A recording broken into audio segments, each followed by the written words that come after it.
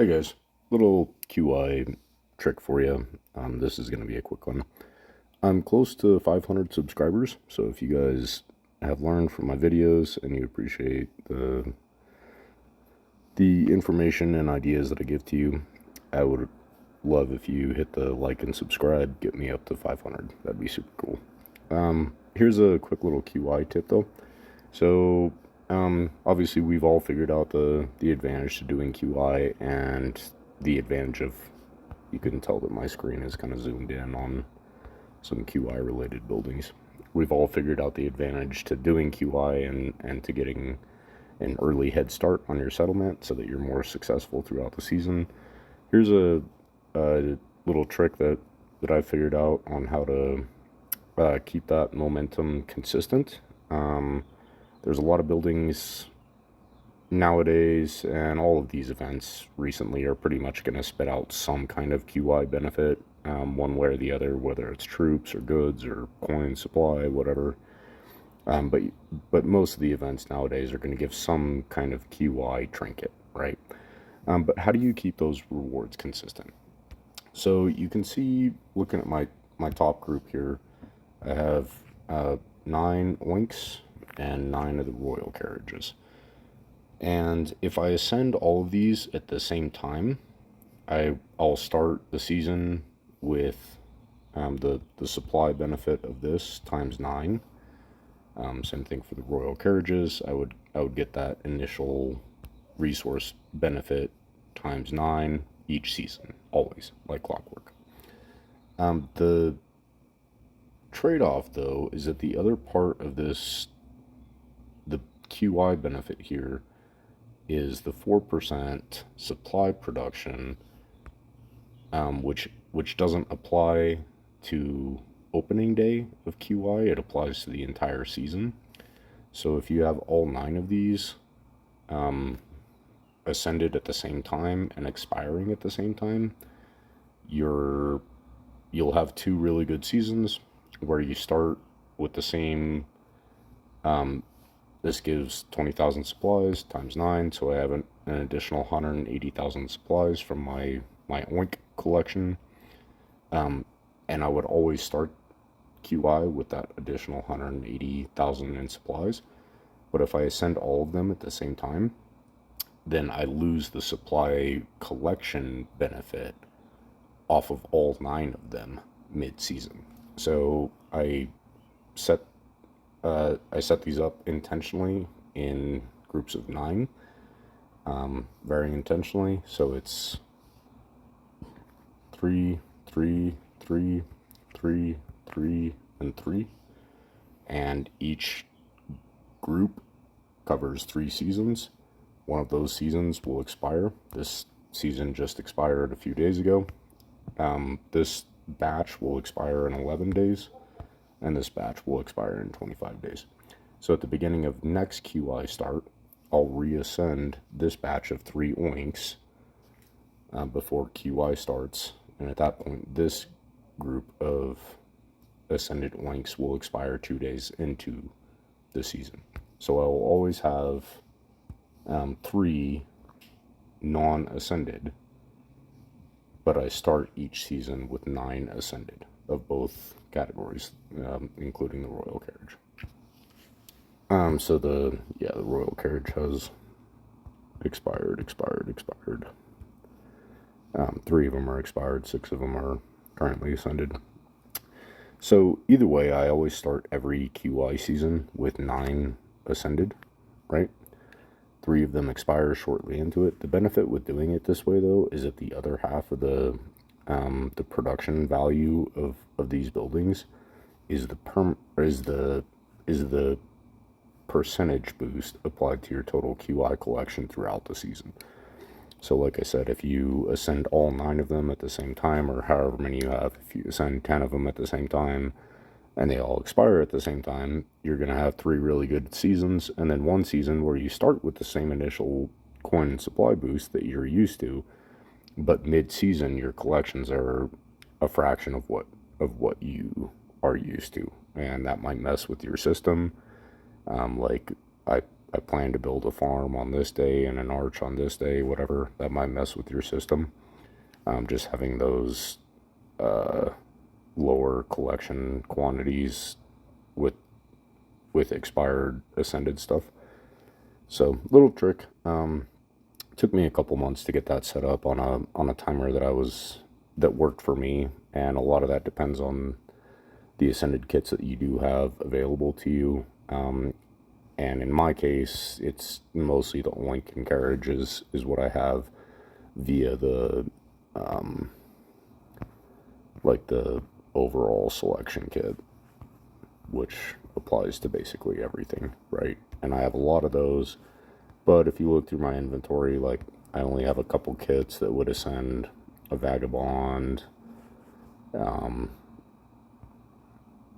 got a couple hub ascended kits, so not a whole lot of ascended options in terms of a long-term plan, you know what I mean? But this kit covers, I mean, with 74 of those, that'll cover patterns of 3 for a while, you know what I mean? Some of the newer buildings coming out are definitely a better replacement to what I have currently. This is giving 20,000 coins as well as supplies on half of the footprint is either a royal carriage or an oink. So that's an awesome building for QI purposes. Grab as many as you can if you care about QI. I've got 3 of them, so that's not going to be a long-term solution to me, but that's an awesome building if you can get your hands on a few of those.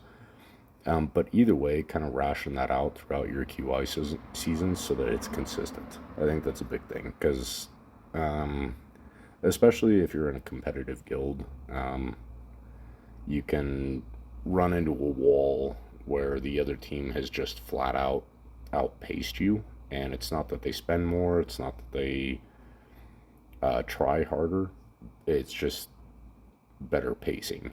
And you might gain an advantage in the first couple seasons, but once your ascended stuff wears out and you run out of that initial oorah, you know, then you're kind of dead in the water, you know what I mean? So ration those kits out, and this system is actually working out pretty well for me. I start each season with the same amount of extra coin and supplies, but I only lose 1/3 of the collection percentage boost each season.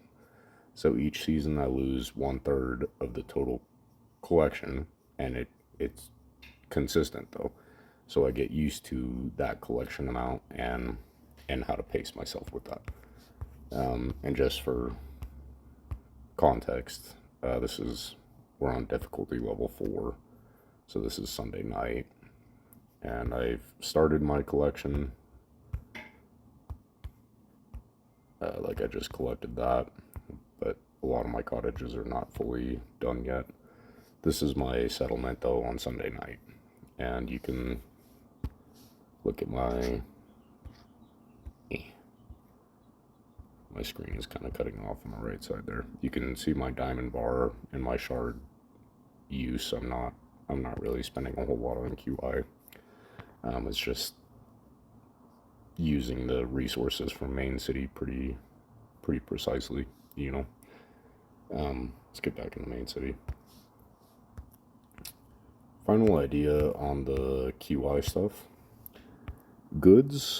Initial goods benefit, like off of Sled Pup, specifically for me, just because I have a bunch of those kits in storage. But anything that gives extra goods at the beginning of QI is kind of underrated, in my opinion. I just showed you guys my QI settlement. I have 9 additional expansions above the original footprint of QI, and my shard expansion, I stopped at 200, which I always do. If you guys have watched my other videos, you'll see that I never buy this 250 expansion. So I stopped at 200 on the shard side, but I started out with a pretty healthy amount of extra goods. So I still have ebony that has not been used or donated. Limestone was partially used to buy the first expansion with goods, where the 3 other goods are ones that I would produce throughout the season. Does that make sense? Goods is kind of underestimated though. So coming back to the sled thing, surplus goods is obviously first and foremost the ability to buy additional expansions quickly and cheaply. So even if you can't buy 2 right out of the gate, you can at least buy 1, and then your second expansion is going to be pretty cheap. That's the obvious advantage. But throughout the season, as you continue to add additional expansions to your settlement, 10 goods is effectively 12,000 of each resource. So Royal Carriage is giving me 20,000 coins to start, right? Sled Pup is half the size, and it's giving me 12,000 coin and supplies worth of goods. So times 2, this is actually giving me 24,000 coin and supplies to start when you think about the cost of goods.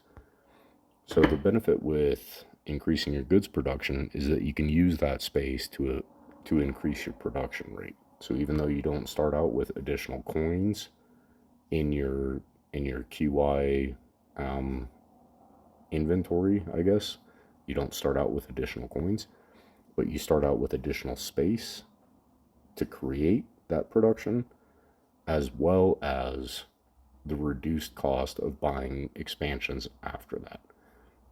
So hypothetically, let's say I use limestone, which is what I used for this season to get my first expansion for free, essentially. I didn't have to spend QI currency to get that expansion. I had those goods from the main city output. So my next expansion after that was only 10,000 coin in supply versus 30,000 coin in supply. Does that make sense? So keep a balance. Troops, I don't really care about as much, but it is nice if you, like, Royal Carriage gives some additional units at the beginning of QI.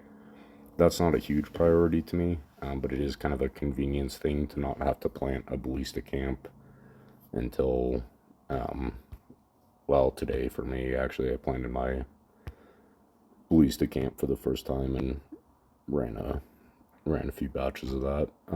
That is a convenience thing, though, is not having to do that early on in the season.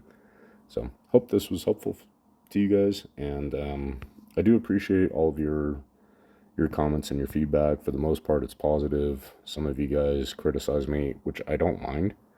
It's actually a challenge to me, and sometimes you guys bring up points that are just angles of the game that I hadn't thought about, or that I'm not doing correctly, so even that feedback is welcome. So I appreciate all the views and the interaction that you guys have given me, and hit like and subscribe, like I said, and I'll talk to you guys later. Bye.